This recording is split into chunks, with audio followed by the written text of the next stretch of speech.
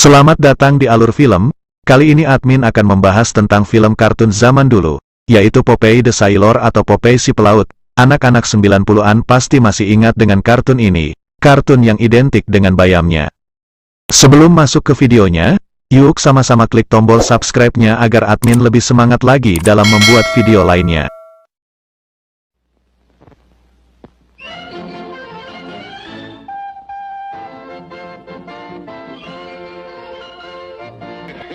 Tokoh kartun yang satu ini pasti bukan hanya familiar di kalangan anak-anak itu sendiri, karena umur Popeye yang sudah sangat lama, Anda pun pasti kenal dengan tokoh kartun yang satu ini. Sama seperti Doraemon, Popeye termasuk tokoh kartun yang melegenda. Film Popeye juga memiliki alur cerita yang khas. Jika diperhatikan, dalam setiap tayangannya, film Popeye pasti selalu memiliki alur cerita yang sama, diawali dengan Olive yang diganggu Bluto dan diakhiri dengan perkelahian yang dilakukan oleh Popeye dan Bluto. Pada awal perkelahian, Popeye selalu diceritakan kalah oleh Bluto.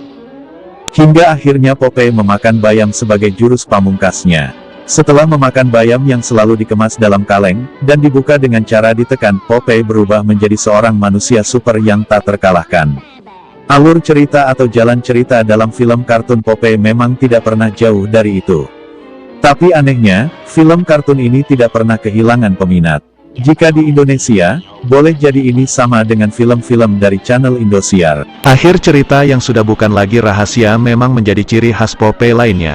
Tentu saja selain adu kecerdasan dan manfaat dari memakan bayam, ketika menciptakan tokoh Popeye, Elzie Chisler seolah sudah memikirkan bagaimana bentuk kartun yang mudah menarik perhatian orang banyak. Chisler ingin karyanya berbentuk manusia dan mudah diingat.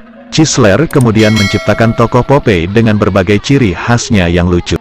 Popeye memang sangat khas, bentuk badan, muka serta aksesoris pelengkapnya selalu diingat. Popeye memiliki bentuk badan yang cenderung aneh jika ia dikatakan manusia. Bentuk wajah Popeye sama sekali tidak manusiawi, dagunya yang panjang dengan bentuk bibir yang kadang tidak terlihat, hidungnya yang bulat serta lehernya yang kecil membuat Popeye terlihat sungguh aneh. Bentuk wajah Popeye yang aneh itulah yang justru membuat Popeye mudah diingat dan digemari.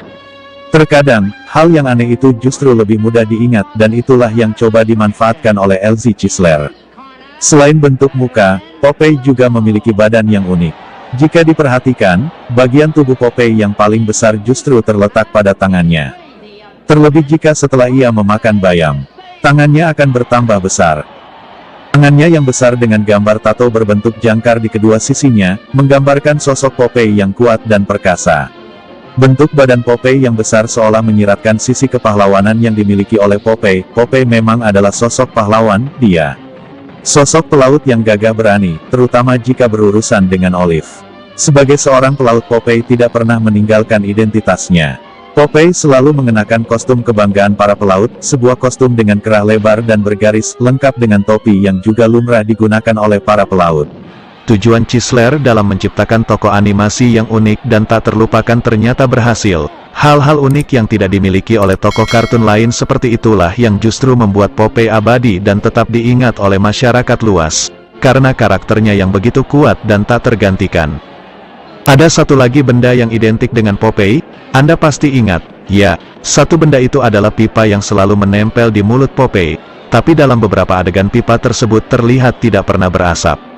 Itulah penjelasan singkat tentang kartun Popeye si Pelaut. Semoga informasi ini bermanfaat untuk penggemar kartun animasi Popeye.